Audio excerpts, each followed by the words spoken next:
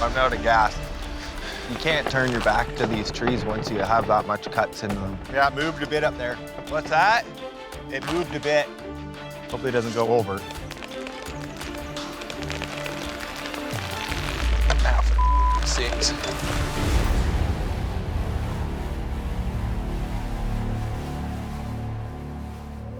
I got a big cedar. Jim and Rob are pushing hard to put $75,000 worth of timber toward Jared's now growing debt. This cedar, it's probably about 7 feet in diameter, maybe 120 feet tall. It's a beauty. That's a legal boundary over there too, isn't it? On that side over there. There are a lot of ecologically sensitive areas, parks, fish creeks, swamps. You get fined if you go against what they've approved. What was your plan? I would push this one. Think it'll carry it with it? Big one into this. I think so. Just you saying to push it over makes me want to push it over. Well, push her then. Yeah, let's do that. Okay. To keep this cedar in bounds and in one piece, Jim will use a smaller tree nearby to ease it down in the right direction. First, he'll make an undercut in the smaller tree. Then he'll do the same to the big cedar. Next, he'll return to the smaller tree for a back cut, then race back to the big one for the final blow. If both these trees come out undamaged, Jim and Rob will have met their quota. Fuel up and get at her. But if they miss, the fine could be up to $100,000.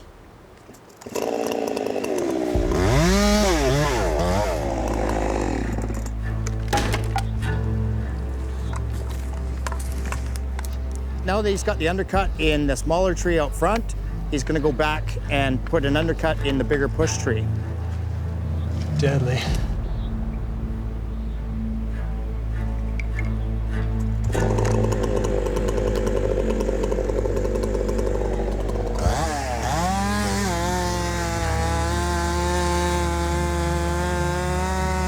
Falling is just like chess. You can't just jump in there and start falling trees. You gotta get yourself into a jam right away. Planning's a big part. The whole forest is a puzzle.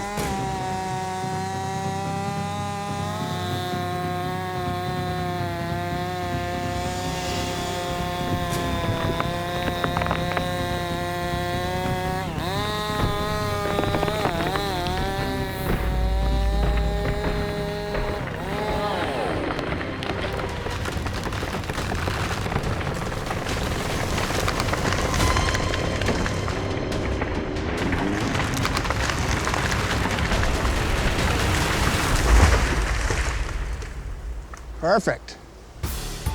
Yeah! Woo! Bam, baby.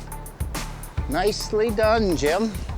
The push tree went perfect. Everything went exactly where Jim had planned for it to go, and nothing went into the ecologically sensitive area. That's an easy 7-footer. Excellent. Jim saved it right out. Two of us overcame this together, and we had the exact results we wanted. That's a nice piece of wood. Okay, now what do you want to do? We've got a bit of a problem. Handfallers Jim and Rob are trying to get Jared's new logging operation up and running by putting high-dollar trees down on the ground. But right now, they have 3 half-cut cedars that are refusing to topple. We're gonna have to probably start right out there, I would think. We tried to push this tree over, and nothing's happening. We don't have enough weight into it. We can't go in there and cut any more. It's gonna be too dangerous. It's gonna be right above us. We're going on to Plan C. So what we're gonna do is we're gonna do the same thing with this tree here. We're gonna push this tree over and push it into all that. Hopefully. Generally, when you start thinking backup plans, you start thinking more than one set of plans. You kind of want to take a look at what you have in succession, make sure you have more than one pusher, and you want to take advantage of all your opportunities, not just be nearsighted and see what's there in front of you.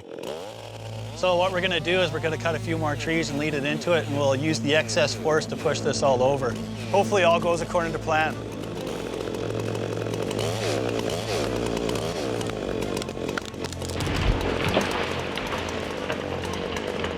Okay, next one.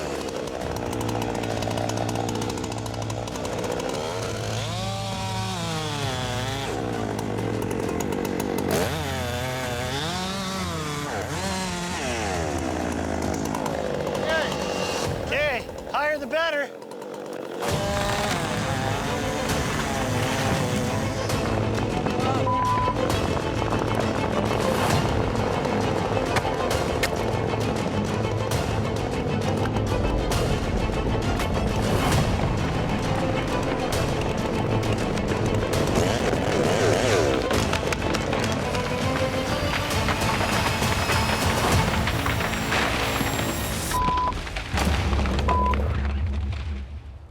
Cut and wrap. Drama. Clearly, the push tree approach isn't working. Oh, let's cut that one to the right off. But it has tilted the original limb-tied trees enough to send them where the fallers want. So I think if we cut that post off, it should hopefully go. To finish the job, Rob will have to drop the smaller tree first. But doing so means working in one of the most dangerous situations known to falling, directly beneath two massive trees that are already hanging by a thread. Whoa, whoa. Get back, get back.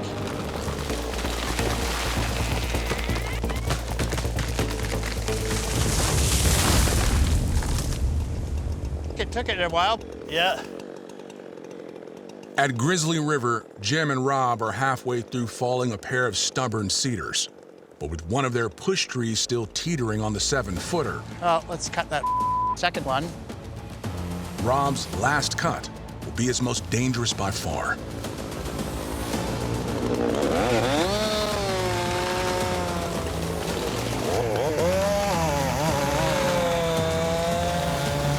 Heads up.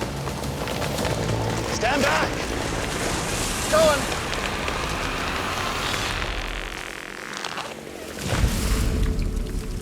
Better. Holy, Nice. you missed 4 times, and finally it was enough to break off and fall by itself. Didn't go as planned, but whatever, it's on the ground. Saved out nice too. Everything saved out nice, actually. They say right out to the top. We happen to get 2 great big prime lengths off. Big bucks. They should be happy with this. In the logging industry, things don't necessarily always go as planned. You always want a plan B, you always want a plan C, and as we found out today, things went sideways. But we kept our heads, and we knew what it would take to do it safely. Yeah, we probably should have taken more out of the guts of it, I guess. Live and learn. Up. It's never a up when they fall over. Up when you go home and they're still standing there.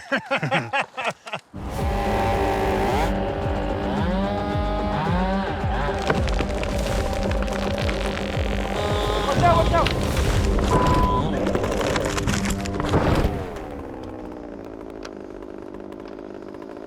Things almost got difficult there for a second. It just about did. I thought I would go over way more, but we got it.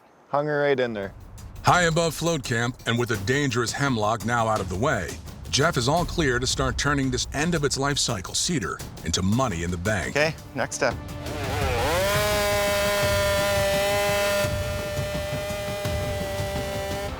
To start, he'll take a slab from the uphill side. So if his saw gets pinched, he can cut it from inside the cedar. Then he'll cautiously make his undercut and finish with a back cut to send it down on the side hill.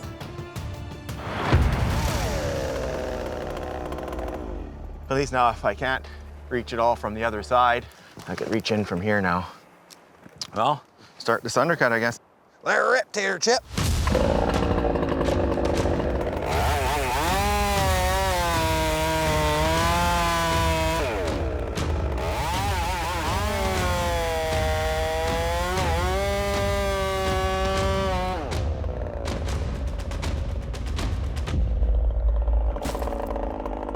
I don't really want to cut too much on this undercut.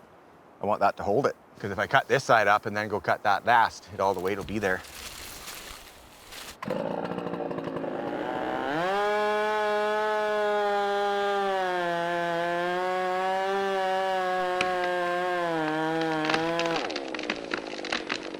Starting to sit down on you there? Yeah. See how it looks like inside? I'm gonna do it. You do your thing.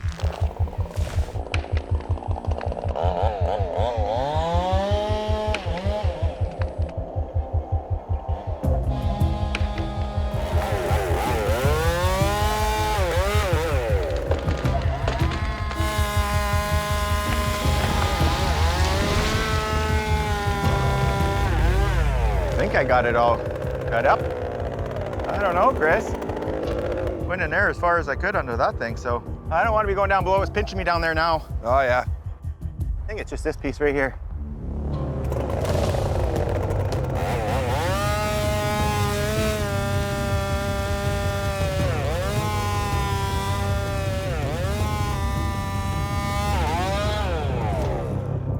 It's going. Oh yeah, talking.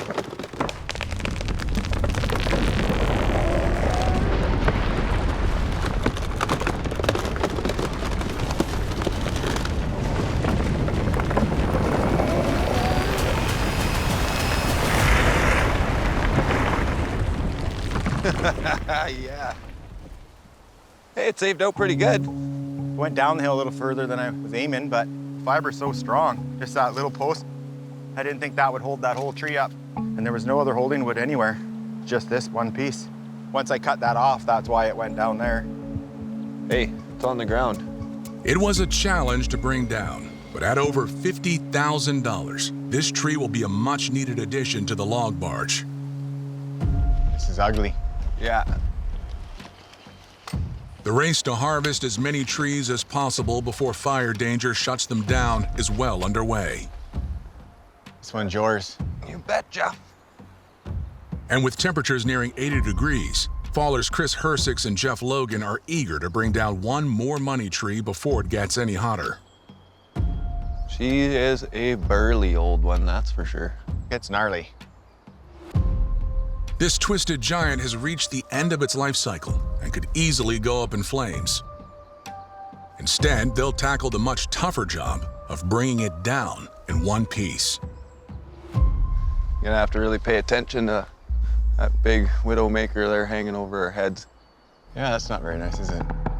Guy doesn't want to be under that any longer than he has to.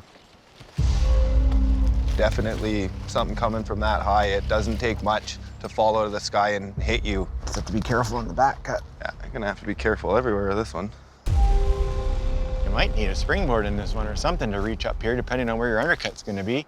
Well, I think the undercut, because of how high the back roots are, is like the cuts are gonna be up here. So a springboard, ultimately it's just to get me up off of the ground and get me up higher to the cuts because of the steep ground we have here. To reach above the roots, Chris will install a pair of springboards to serve as a makeshift staircase. Then he'll take most of his undercut from the opposite side before using the boards to reach the rest, and finish with a back cut. But with a widowmaker directly above, he'll have to work with his head on a swivel. Just gonna have to make sure they're stuck in there good so they don't wiggle around when you're trying to run off. Yeah, definitely. Let's get some springboards started and get it set up so we're good to go. Yeah, for sure.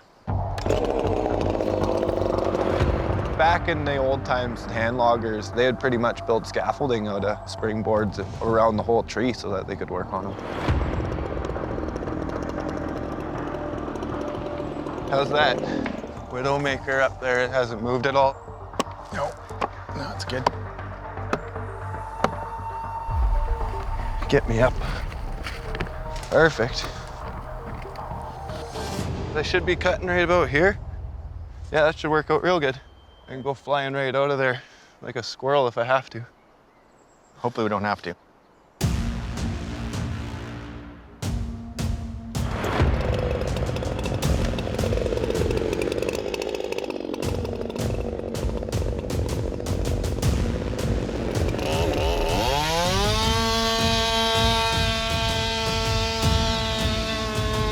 I don't want to be on these springboards for too long.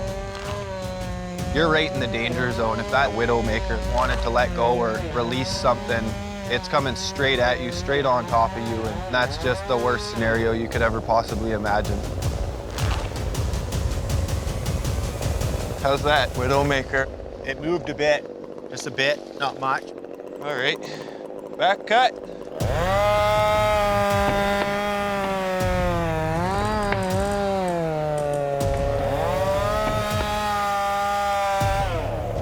Thinking I must have some holding width right in here. Right in behind, just keep notching it like you're doing. I think so. It popped huge. It did when you did it right there where that burl is. Right now, it's starting to pop. I know there's one little post of this tree, and as soon as I touch this post with my chain, it's gonna go.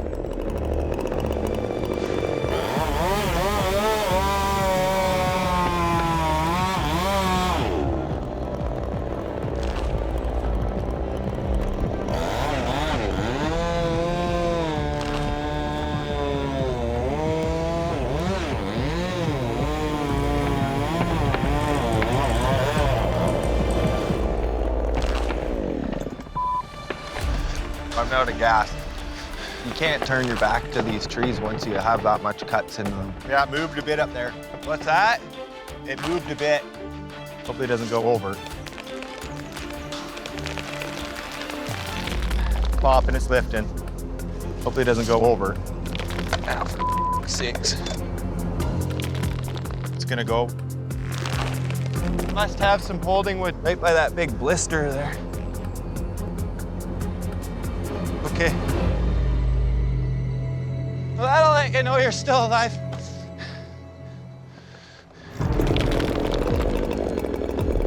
Right in here is where the wood is. Get in there and clear it out. All right, here we go.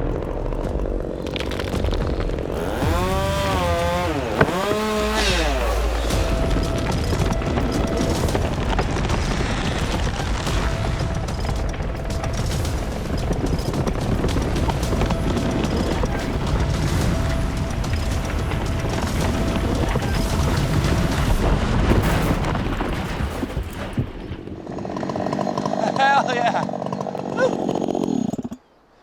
Oh, That went quick. yeah. He's even gnarly looking on the ground. The Widowmaker stayed in the top the whole time. There's actually lots of good wood in it. It saved out pretty good.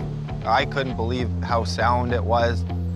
That worked out really well. We're here talking about it, so that's the best thing we could ask for.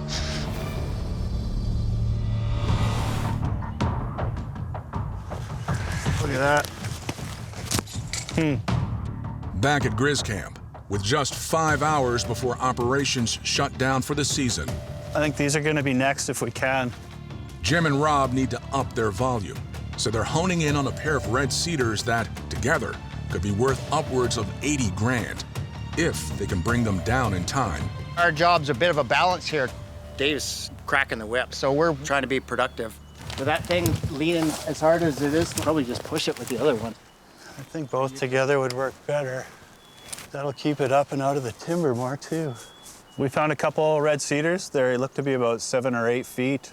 They're high-value trees. Cedar's worth a mint right now. Pretty crucial that we try and put them in the right spot and don't screw up.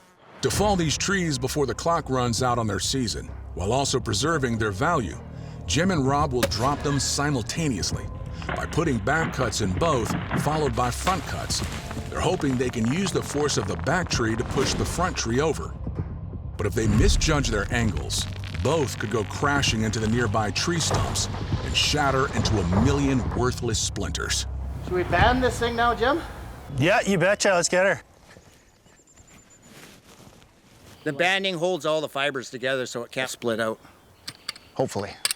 All right. I'll just keep my eyes open for you, Jim, while you cut that front one up. All right, thanks, Ron.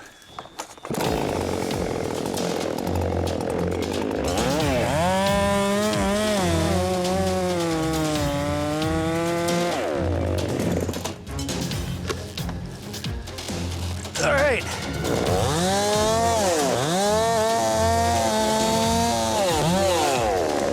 Is it moving? A little bit. Okay.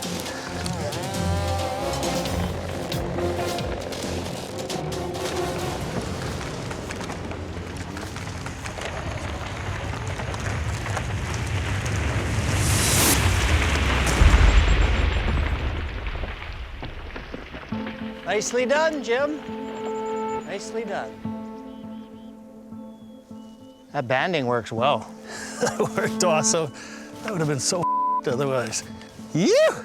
Everything pretty much went as planned. They're both lying perfectly together.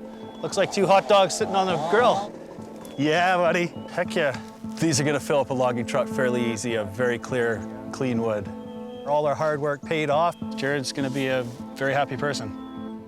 And just like that, Jim and Ram's season of hand falling has come to an end. And the race to get the last of the trees down Grizzly River is on.